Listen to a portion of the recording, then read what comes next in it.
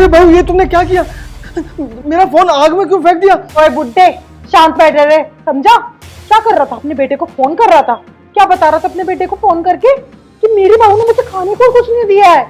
हाँ, मुझसे कपड़े धुलवा रही है, उसका पोछा लगवा रही है। बेटा शुक्र मना, तेरा ना अभी तक मैंने गला नहीं दबाया है, सिर्फ और सिर्फ तेरे फोन को जलाया है। अब ना रहेगा फोन और ना तेरी उंगलियां उसके ऊपर करेंगी, समझा? और आज के बाद अगर तूने अपने बेटे को फोन किया और मेरी कंप्लेन करी ना, बेटा तू ना उस दिन अपनी जिंदगी का आखिरी दिन समझियो। तुझे ना यमराज खुद आके यहाँ लेके जाएंगे, समझा? अरे बहू तुम मेरे साथ में ऐसा क्यों कर रही हो? मैंने तुम्हारा क्या बिगाड़ा है? तूने क्या बिगाड़ा है? तू ना हमारी जिंदगी के ऊपर ना बोझ बन गया है। नल्ले कहीं के घर में पड़ा रहता है, कुछ काम नहीं करता। रिटायरमेंट के बाद में तेरी पेंशन भी नहीं आती है, और आती भी है तो क्या वो 2-3 हजार रुपए? 2-3 हजार रुपए में ना कुछ नहीं होता है। एक बार को तेरी 15-20 हजार की पेंशन आ रही होती ना, तू तुझसे कुछ नहीं कहती। तेरा जितना खर्चा है ना, उतना तो ना 2-3 काम वाली यहाँ काम करके चली जाती हूँ उतने पैसों में। जब देखो जब क्या करता रहता है। मैं तेरे बाप की नौकर नहीं हूँ, गुलाम खरीद के लेके आया था क्या? अबे शादी करके जब से घर के अंदर आई हूँ ना, तब से तेरे काम ही संभाल रही हूँ। कभी ये कभी वो कभी वो। अब तेरे बेटे को ना गुलाम बना के रखा है मैंने अपना, समझा? जो मैं बोलती हूँ ना वो करता है। अब तू जाके उससे मेरी कंप्लेन कर भी देगा ना, तो मेरा कुछ नहीं हो सकता, समझा? तो बेटा तू देख ले, जैसे आज तेरा फोन जलाया है ना, इन्हीं 4 लकड़ियों में ना तुझे भी जला दूंगी, समझा?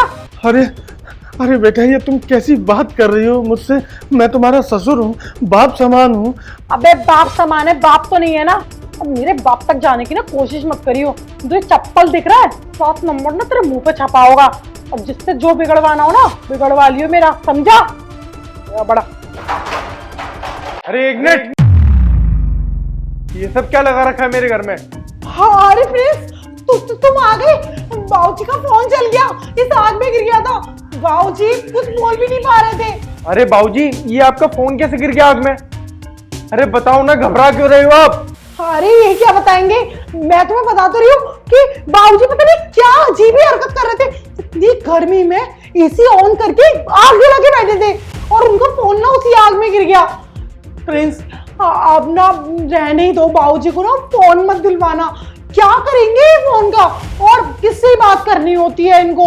और वैसे भी अगर इनको बात करनी भी होगी तो ये मेरा फोन यूज कर सकते हैं ना, है ना बाबूजी? है ना? अरे बाबूजी आप घबराओ मत। क्यों घबराएंगे प्रिंस? वो धुएं की वजह से उनका बीपी लो हो गया है ना बाबूजी?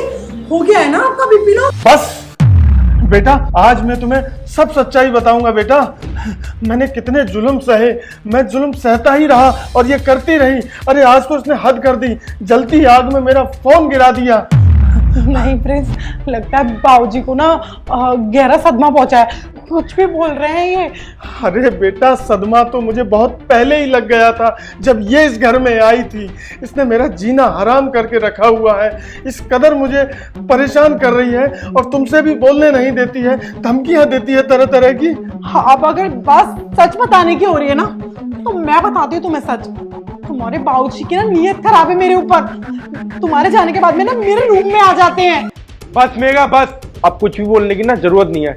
बाबूजी बिल्कुल सही बोल रहे हैं, और ये चीज 1-2 बार मैंने नोटिस भी करी है कि मैं कमरे के अंदर होता हूँ तो मेरे को आवाजें तो कई बार आई हैं कि तू बाबूजी से बहुत बुरी तरीके से बात करती है। पर मुझे लगता था कि कोई टीवी सीरियल चल रहा होगा या कोई और बात होगी।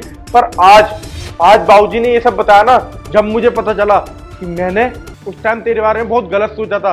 तू है ही ऐसी, तू गिरी हुई औरत है। नहीं प्रिंस, वो सच में टीवी सीरियल ही चल रहा था, और सच में मेरा विश्वास करो बाबूजी झूठ बोल रहे हैं। बाबूजी झूठ बोल रहे हैं।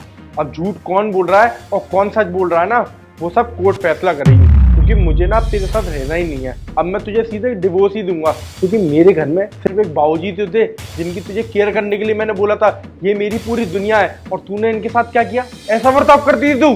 Prince I am really sorry, बस मैं परेशान हो गई थी इनका काम कर करके, और कोई भी बात नहीं थी। पर आज के बाद तुम्हें कोई भी शिकायत का मौका नहीं मिलेगा। मैं अपने सगे पापा से भी ज्यादा इनको प्यार करूंगी।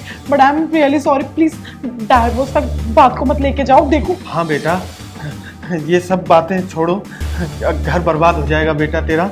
मत कर ऐसे, डाइवोर्स तक मत लेके जा इस मैटर को बेटा। अरे बाबूजी अब आप मत बोलो, पहले भी मैंने कितनी मना करी थी कि लड़की मुझे सही नहीं लग रही है, सही नहीं लग रही है, पर तब भी आपने मेरी जबरदस्ती शादी करा दी कि तू शादी कर ले, अच्छी लड़की है, अच्छी लड़की है। अब देख लिया ना कितनी अच्छी लड़की है।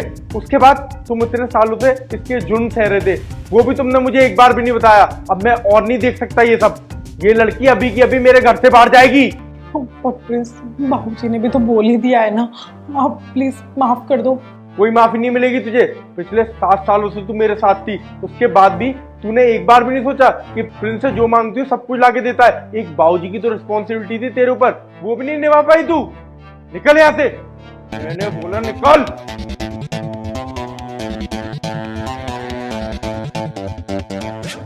बाबूजी आप चिंता मत करो, आज से आपकी सारी सेवा मैं करूंगा और एक मैं आपके लिए केयर टेकर भी रख दूंगा, वो आपका ख्याल रखेगी। अब बेटा इन सब की कोई ज़रूरत नहीं है, मैं अपना ख्याल खुद रख लूँगा।